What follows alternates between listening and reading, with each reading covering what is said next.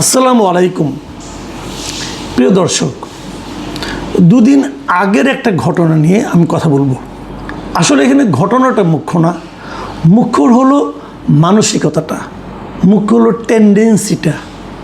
আসলে দেশে চলছে কি সেটা সম্পর্কে একটু ধারণা হয়তো আমরা পাবো যদি আমরা এই মানসিকতাটাকে ফলো করতে পারি। ঘটনাটা আপনারা সবাই পড়েছেন আমার ধারণা, বরিশালের ঘটনা। একজন আবাসন ব্যবসায়ীর কক্ষে যে তার সাবেক একজন পার্টনার, ব্যবসায়িক অংশীদার তার ছিল এক সময়, সে যে তার সংবেদনশীল এলাকায় শরীরের চেপে ধরে তার কাছ থেকে চেকে সিগনেচার নেওয়া, ব্ল্যাঙ্ক দলিলে স্ট্যাম্পে সিগনেচার নেওয়া, এই যে ঘটনাটা, এটা কিন্তু ব্যাপক আলোচিত হয়েছে। এবং এটা আলোচিত হওয়ার একটা প্রধানতম কারণ হলো এটার একটা ভিডিও, প্রায় 4 মিনিটের লম্বা একটা ভিডিও, এটা সব জায়গায় সোশ্যাল মিডিয়ায় সবাই দেখতে পেয়েছে। এটা এত দ্রুত ছড়ায় সোশ্যাল মিডিয়ায়, ঘটনাটা যা ঘটে, ধরেন একজন লোক একটা ভিডিও আপ করলো, সেই ভিডিওটা কিন্তু মুহূর্তের মধ্যেই হয়তো একই সঙ্গে 100-200 লোক ছড়িয়ে দেয়। মানে 2-3 লাখের কাছে এটা পৌঁছে যেতে সময় লাগে মাত্র 2 থেকে 3 মিনিট। যে দেখে সে আবার শেয়ার করে, সে আবার শেয়ার করে, এরকম শেয়ার রিশেয়ার হতে হতে হতে হতে এটা সর্বত্র ছড়িয়ে যায়। এবং সেই দৃশ্যটা আমরা সবাই দেখেছি। একজন বয়স্ক লোক, 3-4 জন লোক কক্ষে ঢুকলেন, ওই কক্ষে 2 জন লোক ছিল, তাদেরকে বের করে দিলেন। দেওয়ার পর ওনাকে কাছে গেলেন, যে ওনাকে জড়িয়ে ধরলেন, জড়িয়ে চাপ দিলেন, দেখেন সিগনেচার করে চট থাপড় মারলেন। এক পর্যায়ে ওনার সংবেদনশীল এলাকা অঙ্গে চেপে ধরলেন, যেখানে চাপ দিলে মানুষের, পুরুষ মানুষের অন্ততপক্ষে মানে জীবন বেরিয়ে যাওয়ার মতো অবস্থা হয়। এবং চেপে ধরে তার চাহিদা অনুযায়ী জিনিসপত্র আদায় করে নিলেন। এর মধ্যে ওই ভদ্রলোক, আক্রান্ত ভদ্রলোক, উনি চিৎকার করলেন, একজনের নাম ধরে ডাকলেন, তিনিও এলেন, কিন্তু তাকে হেল্প করতে দেওয়া হলো না। পরে এক পর্যায়ে হেল্প করলেও দেখলাম, কিন্তু কোনো কিছু হলো না। এখন এটা যখন নাকি ছড়িয়ে পড়ে, ঘটনা কিন্তু ঘটেছিল জুন মাসের 27 তারিখ সন্ধ্যায়, কিন্তু বিষয়টা আলোচনায় আসলো জুলাই মাসের 3 তারিখের দিকে। এর আগ পর্যন্ত লোকে এটা জানতো না, ব্যাপারটা মানে একদিন গোপন ছিল। যখন এটা নাকি আপনার ভিডিওটা বাইরে চলে আসলো, ঠিক তখনই আমরা দেখলাম যে এটা নিয়ে আলোচনা হলো, এবং ব্যাপক আলোচনা। এবং আলোচনা মানে এর মধ্যে রবিবার দিন যে লোকটাই কাজটা করেছিল, যে ভদ্রলোক, তার নাম মুস্তাফিজুর রহমান লিটু, সে যে খুব বড় একজন নেতা বর্তমান সরকারি দলে তাও না, বাট সে যুবদলের সঙ্গে তার একটা সম্পর্ক আছে।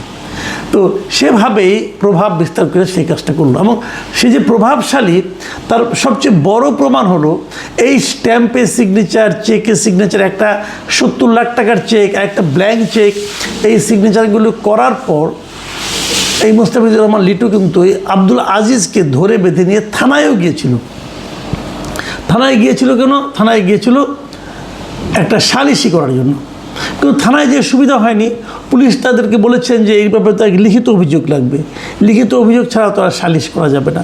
তো লিখিত অভিযোগ নিয়ে পরে লিটু সাহেব আসেননি এই কারণে, যদ্দূর আমি বুঝতে পারি, কারণ ততদিনে যে আপনার ভিডিওটা যেহেতু ভাইরাল হয়ে গেছে, তখন উনিও বুঝেছেন যে কাজটা উনি ঠিক করেননি। যে ভিডিওটা ভাইরাল হলো কীভাবে, যদ্দূর আমি বুঝি যে ওখানে সিসি ক্যামেরা ছিল, এবং সিসি ক্যামেরার মাধ্যমে ভিডিওটা ভাইরাল হয়েছে। এবং সেটা ওই মুস্তাফিজুর রহমান যে কাজটা করেছে, যার এখানে গিয়েছিল আক্রান্ত যে ব্যক্তি, যে আব্দুল আজিজ, এই আজিজ সাহেবই সেটাকে কিন্তু সামাজিক মাধ্যমে দিয়েছে, এটা উনি নিজেও বলেছেন। তো এখন এখানে দুটো ঘটনা কিন্তু আমি বলছি। দেখেন, আজিজ সাহেবের কাছ থেকে কিন্তু মুস্তাফিজুর রহমান সাহেব একটা ব্ল্যাঙ্ক চেকে সিগনেচার নিয়েছেন, 70 লাখ টাকার একটা চেকে সিগনেচার নিয়েছেন, এবং একটা দলিলে সাদা পাতায় সিগনেচার নিয়েছেন। তার মানে অনেক কিছু করেছেন। কিন্তু তারপরও উনি তাকে নিয়ে থানায় গেলেন কেন? এই জায়গাটার থেকে আপনি কিন্তু আস্তে আস্তে আলোচনায় আসতে পারবেন। এবং উনি এই ধরনের কাজ যিনি করেন, তিনি থানায় যাওয়ার সাহস পান কিভাবে? এই জায়গাটাতেই আমাদের মূল আলোচনা। সে পান হলে এভাবে, এটা হলো সরকারি দল বলে পারেন। ভাবুন তো, 2024-এর অগাস্টের আগে এই লিটু সাহেব, উনি কি পারতেন আজিজ সাহেবকে এইভাবে কাজকর্ম করে থানায় নিয়ে যাওয়ার সাহস পেতেন না? তার মানে থানায় সবাই যাওয়ার সাহস পাচ্ছে না। থানায় কেবল সরকারি দল করে এমন লোকদের জন্যই থানাটা নিরাপদ। বাকিদের জন্য নিরাপদ নয় কেন? পুলিশ কি অন্যদেরকে মারে? মারে তো না। তাহলে এদের হাতে কেন থাকে? যখন আওয়ামী লীগ ক্ষমতায় ছিল 24-এর আগে, তখন যদি যুবলীগের কেউ যেত, ছাত্রলীগের কেউ যেত, স্বেচ্ছাসেবক লীগ এরা যদি কেউ যাইতো, অথবা আওয়ামী লীগ যদি কেউ যাইতো, তারা কিন্তু থানায় পর্যাপ্ত সমাদর পেত। সেই জিনিসটা সরকার পরিবর্তনের সঙ্গে সঙ্গে প্রথম এটা আসলো বৈষম্যবিরোধী ছাত্র আন্দোলনের লিডারদের কাছে, তারা যেখানে যেত সমাদর পেত, জামাত শিবিরের লোকজন সমাদর পেত, এখন পাচ্ছে বিএনপির লোকেরা অথবা বিএনপির অঙ্গ সংগঠনের লোকেরা। তো থানা তো একটা রাজনৈতিক দলের প্রতিষ্ঠান নয়, থানা তো সবার জন্য। তো সবাই সেখানে যে সমাদর পায় না কেন, অথবা পায় না হয়তোবা পায়, কিন্তু তারা কেন ভাবতে পারে না যে আমি গেলে আমাকেও গুরুত্ব দিয়ে বিবেচনা করা হবে? তাদের মধ্যে এই ভাবনাটার ঘাটতি কেন? এর জন্য কে দায়ী? থানা দায়ী নাকি আমাদের টোটাল এনভায়রনমেন্ট দায়ী? এই জিনিসটা কিন্তু আমি মনে করি খুব গুরুত্বপূর্ণ। কারণ উনি থানায় নিয়ে, উনি এটা নিজে অপকর্ম করেছেন, করে আবার উনি থানায় নিয়ে গেলেন এবং নিয়ে যেয়ে আবার তাকে শাসালেন যে আমি এখানে যা করেছি তুমি যদি এগুলো ওখানে বলো তাহলে কিন্তু তোমার খবর আছে। এবং আজিজ সাহেব বলছেন যে আমি থানায় গেলাম, যাওয়ার পর পুলিশ বললো যে এইভাবে আমরা সালিশ করতে পারবো না, অনেক কিছু পুলিশ বলল। পুলিশের ভূমিকা ভালো ছিল, আমি যতটুকু বুঝলাম যে পুলিশের ভূমিকাটা ভালোই ছিল। তো তারপরও আজিজ সাহেব কিন্তু ওই যে তার কাছ থেকে যে ধমক পেয়েছেন, হুমকি পেয়েছেন যে এই ঘটনাগুলো তুমি থানায় যেয়ে বলতে পারবা না, এবং উনি কিন্তু এই ধমককে বিশ্বাস করেছেন। বিশ্বাস করে উনি ওখানে যে কিছু বলেননি। ওনাকে যে এভাবে জোর করে সিগনেচার নিয়েছে 2টো চেকে, ব্ল্যাঙ্ক স্ট্যাম্পে, উনি কিন্তু একটা কথাও থানায় উচ্চারণ করেননি। কেন করেননি? উনি ভেবেছেন যে এখানে উচ্চারণ করলে আমার বিপদ আরও বাড়তে পারে। দেখুন, মানে থানায় যে পুলিশের কাছে যেও মানুষ কিন্তু নিজেকে নিরাপদ অথবা মুক্ত লোক মানুষ মনে করতে পারছে না। দেখুন, আমরা সবসময় বলি, আমরা আওয়ামী লীগ আমলে বলতাম যে ভয়ের সংস্কৃতি। ভয়ের সংস্কৃতি জিনিসটা কি? ভয়ের এনভায়রনমেন্ট, ভয়ের পরিবেশ, এই জিনিসটা কি আসলে? এই যে বললাম যে পুলিশের কাছে যেও প্রকৃত ঘটনা বলার যে সাহস না পাওয়া, এটাই হলো সেই ভয়ের পরিবেশ। এখন এই ভয়ের পরিবেশটা কেন তৈরি হয়েছে? এই জিনিসটাই হলো একটা সরকারের সবচেয়ে গুরুত্বপূর্ণ বিষয়। সরকার এই জিনিসটাই দেখবেন যে কেন মানুষ ভয় পায়। তাকে তো সে তো জানে না যে তাই গেলে সে আসলে সে ক্ষতিগ্রস্ত হবে কিনা, কিন্তু তবু সে ভয় পায়, অথবা সে নিজেকে নিরাপদ মনে করে না। সে মনে করে আমার হয়তো বড় ধরনের ক্ষতি হতে পারে, অথবা আজকে আমাকে এটা চেপে ধরেছে, কালকে এটা গালিয়ে দিতে পারে, হতে পারে, কিন্তু অনেক রকম ভয় সে পেতে পারে। সে জানে এর কোনো বিচার হবে না। আপনার মনে আছে নিশ্চয়ই 1টা 2টা ঘটনা দিয়ে কিন্তু অনেক কিছু ঘটে যায়।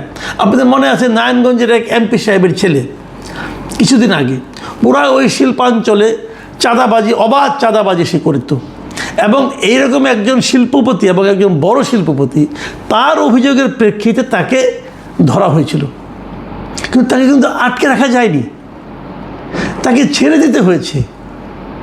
মুচলেখা নেই, ছেড়ে দেওয়া মানে কি? কিছুই না করা। এই যে তাকে ছেড়ে দিতে হলো, এই জিনিসটা কিন্তু মানুষের মধ্যে ভয়ের একটা এনভায়রনমেন্ট মানুষের মনের মধ্যে তৈরি করে। মানুষ ভাবে যে ওনারা তো ক্ষমতাধর, ওনাদের তো কিছু হবে না, এবং ওনারা বেরিয়ে এসে আমার উপর আরও প্রেশার দেবে, আরও ভয় দেখাবে, আরও আমার জীবনটাকে দুর্বিষহ করে তুলবে। এই যে ভয়টা, এই ভয়টাই কিন্তু একটা সুস্থ সমাজ গড়ে তোলার ক্ষেত্রে সবচেয়ে বড় প্রতিবন্ধকতা তৈরি করে। এবং এই ভয়টা কিন্তু কেবল ব্যক্তি পর্যায়ে না, সামাজিক পর্যায়ে, এমনকি রাষ্ট্রীয় পর্যায়েও। যেমন আমি উদাহরণ দেব, অনেকে আমাকে প্রশ্ন করেছেন, আমি নিজেও প্রশ্ন করেছি যে আমাদের সরকারের কিছু কিছু কর্মকাণ্ড নিয়ে আমরা আপত্তি করেছি, এটা কেন হচ্ছে, কিভাবে হচ্ছে, আমরা বুঝতে পারি নাই। কিন্তু যেমন আমরা বুঝতে পারি নাই অন্তর্বর্তীকালীন সরকারের সময় সবচেয়ে বিতর্কিত উপদেষ্টাকে এই সরকার কেন নিয়ে পররাষ্ট্রমন্ত্রী বানালো। এর পেছনেও কি একটা ভয় কাজ করছে? ভাবুন একটা জিনিস। আবার আমরা দেখলাম দুদিন আগে 4 তারিখে যে জাতীয় সংসদের দক্ষিণ প্লাজায় যুক্তরাষ্ট্রের স্বাধীনতা দিবস পালিত হলো, এবং সেখানে ওই পররাষ্ট্রমন্ত্রীকেও দেখলাম গদগদ হয়ে যুক্তরাষ্ট্রের যে রাষ্ট্রদূত আছে আমাদের এখানে, অ্যাম্বাসেডার, তার সঙ্গে দাঁড়িয়ে দাঁড়িয়ে আলাপ করছেন। এখানেও কি ভয়ের সংস্কৃতি কাজ করছে? আমাদের সরকার কি ভীত কোনো কারণে? হতে পারে, আমরা জানি না। আজিজ সাহেব টের পেয়েছিল যে আজিজ সাহেবের সিগনেচারে দিয়েছিল, আনন্দের সঙ্গে দিয়েছিল, দেয়নি কিন্তু। দুটো চেকে, তবে 6 পাতার একটা ডকুমেন্টে, খালি ব্ল্যাঙ্ক ডকুমেন্টে, এটা কি আনন্দের সঙ্গে দিয়েছিলেন উনি সিগনেচার? আনন্দের সঙ্গে দেননি, ভয়ের কারণে দিয়েছিলেন। ওনার কিছু একটা জায়গায় চেপে ধরা হয়েছিল বলে ব্যথা সহ্য করতে না পেরে দিয়েছিলেন। তাহলে আমাদের সরকার যখন এইখানে জাতীয় সংসদের দক্ষিণ প্লাজায় বিদেশি একটা রাষ্ট্রকে ওই দেশের স্বাধীনতা দিবসের অনুষ্ঠান করতে অনুমতি দেয়, এটা কি ভালোবেসে দেয় নাকি ভয়ের কারণে দেয়? সে ভয়টা কি? কোথায় কে চেপে ধরেছিল আমরা জানি না, অথবা এই চেপে ধরার কাজে মধ্যস্থতা কে করেছিল সেটাও বলতে পারবো না।